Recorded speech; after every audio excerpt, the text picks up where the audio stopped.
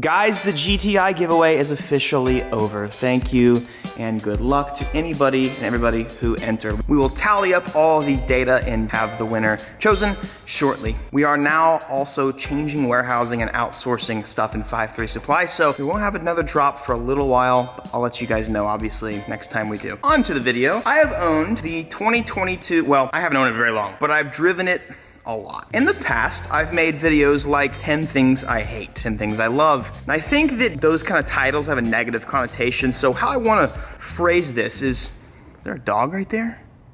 What's he doing, dude? I want to talk to you guys a little bit about the BRZ and maybe shed some light on things that I don't like and do like before you possibly buy the car. I've owned this car for a couple weeks now, I guess. Time flies. Within the first 3 or 4 days of owning it, I put 500 something miles on it. I did a road trip in it. 50 of those, 60 of those miles were on track, so I have some really good insight that I think you guys are gonna love. Ultimately, I want to say that this is just a review, albeit I have said amazing things about this car, and I do think it is an astounding car that is over-engineered, very fun. I want to be impartial here. And precursor, I do have clinically diagnosed obsessive compulsive disorder, so if you don't like some of my nitpicks, well, you can take that up with my doctor.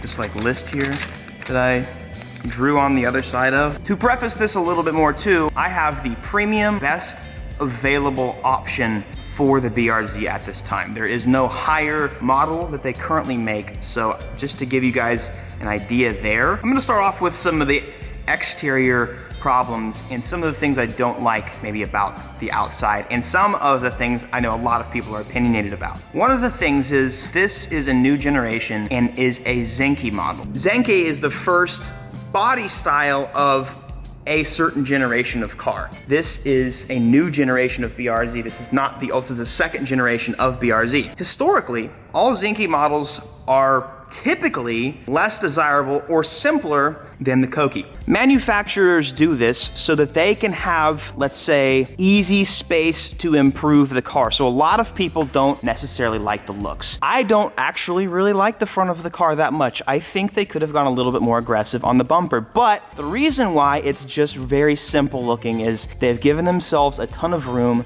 to improve the car going forward. There's a lot of mixed opinions and reviews about the car. I think the rear end is gorgeous, and I think this new GR86 represents the 86 lineage better than the previous version. I didn't think that the FRS BRZ actually looked anything similar to an 86. A couple more odd things about the design of the car. Something I'm very particular about the booty of the car. I'm a butt guy. I like a nice taut, plump butt. I think the booty of this car was designed phenomenally, from the taillights to the curvature of it. It's almost like if you mixed a 350Z with like a Panamera or a Cayman or something. This car's really cool, but they did something really dumb, and I'm already having issues with it. I'm sure they put a ton of time and effort into R&Ding the aerodynamics of this car. Why they chose to do this exactly, I don't know, but this car has these rear, I'm gonna call them spats. I don't know what you would call these, but fake fender flare type thingies, because the rear bumper goes out a little bit.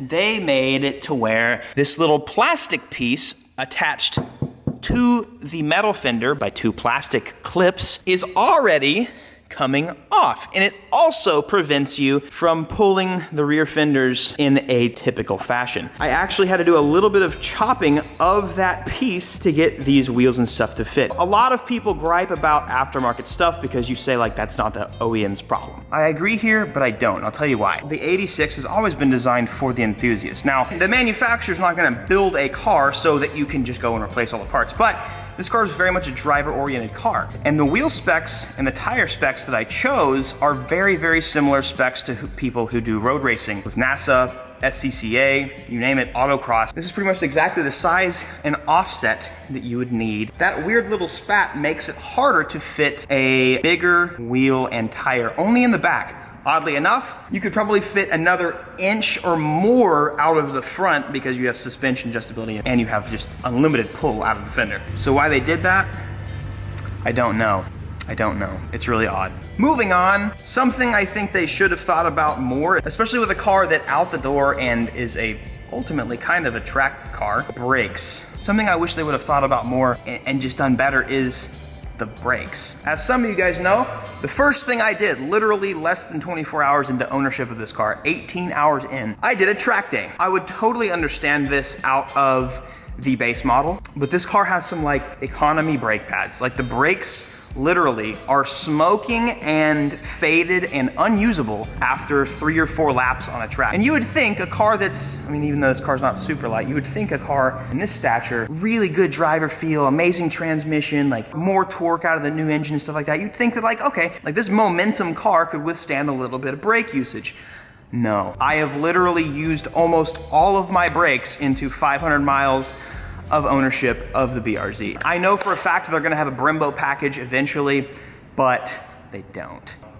Pooey. Another highly debated and interesting point of the BRZ is there's no STI package. And that's fair, that's fine. I will say, the power, even though they just upped to a new engine, it's a 2.4 liter, it makes a lot more torque than it did. Albeit it's fun to drive on a track, it's fun to drive in the low gears and stuff like that. It is so painfully slow. It could use like it's a little turbo, guys. I mean, like, come on, a little bitty turbo. That wouldn't hurt, guys. A little bitty turbo. You could do that so easily. That being said, and this is not a complaint because the car's too new, but there are no tuning softwares out and available for this car, so you can't tune it yet. You just gotta sit there with all 30 horsepower and go foot to the floor. Power versus weight, momentum cars, that's a big argument in the car world. Listen, I love Miatas. I drove one on track for years. It gets boring after a while. You wonder why all of my cars have big turbos and built motors these days? It's because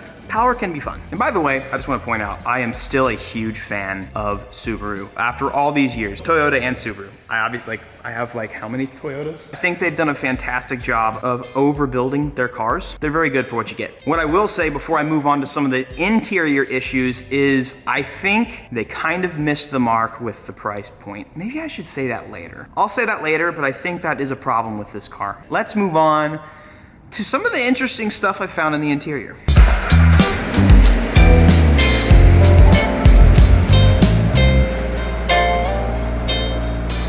The interior of this car is phenomenal. Seriously, they did such a good job, especially like you turn the car on, everything like all of the lights, all the LEDs, the CarPlay, everything is so cool. It's so modernized and with a bunch of cool buttons, LED displays and all that kind of stuff. It's awesome. But although they really didn't miss on the interior, it looks amazing, feels amazing. There's suede, Alcantara, whatever it is, everywhere. Really nice buttons and everything. Here's some things that I've encountered so far, I guess, that really are problems. For the first issue, I actually have had a lot of issues with the CarPlay.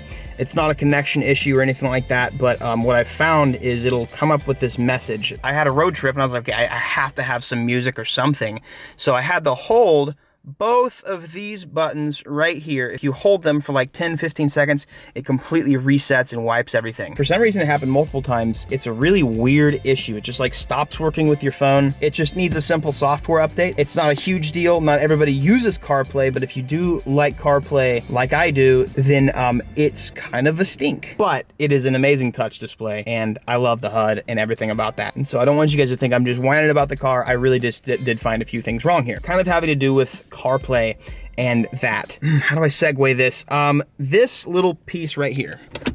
It's kind of cheap, but this little guy right here, that is exactly where your elbow goes when you're driving. So it rarely ever stays closed. It's almost impossible to keep it closed. With that being said, it's also like way far back, and I don't know who these cup holders are supposed to be for because it's too far back for the passenger and myself, and I don't have any quadruple amputee friends that are small enough to ride in this back seat. You couldn't even put a car seat back there. Ask me how I know. With that being said, this thing is, oh okay, you can kind of hear it? It squeaks the whole time because your elbow kind of barely, it squeaks already. And it's super annoying. So not only are these very inconveniently placed, like I'm not triple jointed or I'm not a contortionist, can't really grab anything back there. They also put the USBs for the CarPlay right here. It seems, I guess, intuitive maybe if you don't think. But also, another note, because of that, where am I gonna put my phone? It doesn't have wireless CarPlay. It has to be plugged in, so my phone has to go here and bounce around the whole time. With that also being said, I think the previous generation of BRZ had this too, but there is literally no place to put your phone. I mean, I can't shift if my phone's there. This doesn't pop out or anything. It'd be really nice if they had a pocket right here or something. In terms of actually using the really cool CarPlay and all the cool features that it has with your phone, it's kind of silly because it doesn't, there's like no place to put your phone. Mild inconvenience, but again, I do have OCD and I just don't prefer that. Segueing from where you have to put your phone and the cup holders for my legless friends back there, the cup holder location in this car is beyond me. One of the things that bothers me with my OCD is banging my elbow on something while I'm resting my arm. If I have my wife in the car, or daughter or whatever, bonking into something while I'm trying to shift is like, ugh. That's just me. But I think they could have thought about the cup holder placement better. But with that being said, this cup holder being right there, it's very unconventional. It's a nice size for a Monster Energy or placing something in there. But if you have like one of those bigger jugs of water that needs to fit into a normal size cup holder, well, you're gonna be bonking it with your elbow because it will not fit in there. And your leg hits it the whole time. I wish this would be adapted more into a nice cup holder and more vehicles. So I will say that's a positive, but considering that's your only cup holder, I'm not used to that, and I'm not a huge fan of it. Now, we're almost done with my complaints here, but this, I think, needs to be updated. I hope somebody from Subaru on the software team is watching this, because one, you need to fix your CarPlay, and two, check this out. Now, you shouldn't ever drive without your seatbelt on. I don't ever encourage that. I don't drive without my seatbelt on, but I do move my cars around a lot because I have a lot of cars. If I need to move this car outside and I move 3 feet, it starts the seatbelt thing. Now, if I don't listen to it for long enough, it gets louder, which is fine because you would think like, oh, it's just trying to keep me safe. Okay, but I've stopped. And now I kind of just want to hop out my car, pull the e-brake, open the door. I'm out of the car now. I'm out of the car now, car. It's still going. It's now at volume 13 out of 10.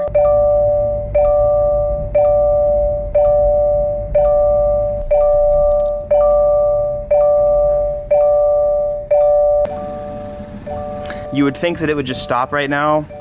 It doesn't. Now, obviously, guys, if I just plug my seatbelt in, it should work. Please, God. Okay, it shut it up. I also could have just turned off the car, but the first time I encountered that was at the track. I was just moving it across the grid, and myself and Harrison almost had a stroke. So those are some mildly inconvenient things about the car, but also some things that I don't particularly like. This brings me to really what is my final point. I think that Toyota does a fantastic job of building their cars. Toyota and Subaru have done a great job over the years of overbuilding a lot of things, except for their engines. Like, why do you still use an EJ, guys? But with that being said, I think Toyota has done a really fantastic job of horribly pricing their cars. Albeit, they are overbuilt. I think they could cut a lot of costs to Subaru's and Toyota's defense. Their interiors are nicer and better put together than most US-made Ford, Chevy, especially Dodge. They're put together better than most Mercedes that are non-AMG, non-M car BMWs. But ultimately, the market for this car is gonna be some depressed dude that puts curb rash VSKFs on it 5-10 years from now. And a bunch of old dudes. Like, who's gonna go in and pay $36,000, $37,000 in cash and walk out the door?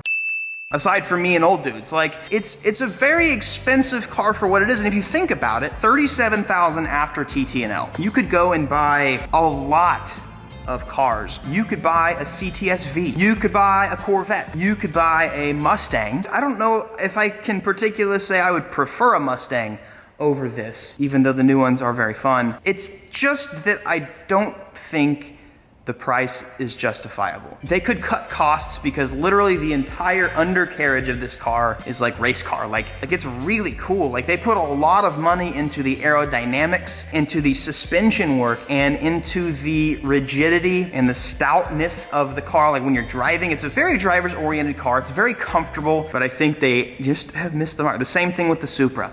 Like the Supra is not, it's not a $60,000 car. I could buy a lot cooler cars for 60 grand, brand new even, that are better and nicer than that. I say that, people also spend $100,000 for C8 Corvettes. So, I don't know, maybe this car is worth 40 grand. This car is cool, but I think the price point that it's at and the market that they try to hit is a little funky. I love the new body style. As soon as the GR86 was revealed 4, 5, 6 months ago, maybe more, I knew I had to have it because it looks, to me, I think it looks much more sleek than the old one. And that's how it works every time. Everybody hates the new body style, but really it ends up being better than the last one. You just don't have vision for cool stuff. When parts become more available for this, like I said, we've prototyped wheels, tires, and suspension so far. We're about to make our own exhaust for it, but when parts become available for the car, it's gonna be a really cool platform. And once they're used, I think the kids out there that are 18, 19, 20, 21, 22, those people that want to modify them, it'll be a little more accessible and you guys will be able to do that. And it'll look really cool with some more parts. I know like HKS has some stuff. I know TJ's gonna do some stuff with Street Hunter. I can't wait to see all that kind of stuff, but none of that's accessible yet. And you gotta just deal with the base.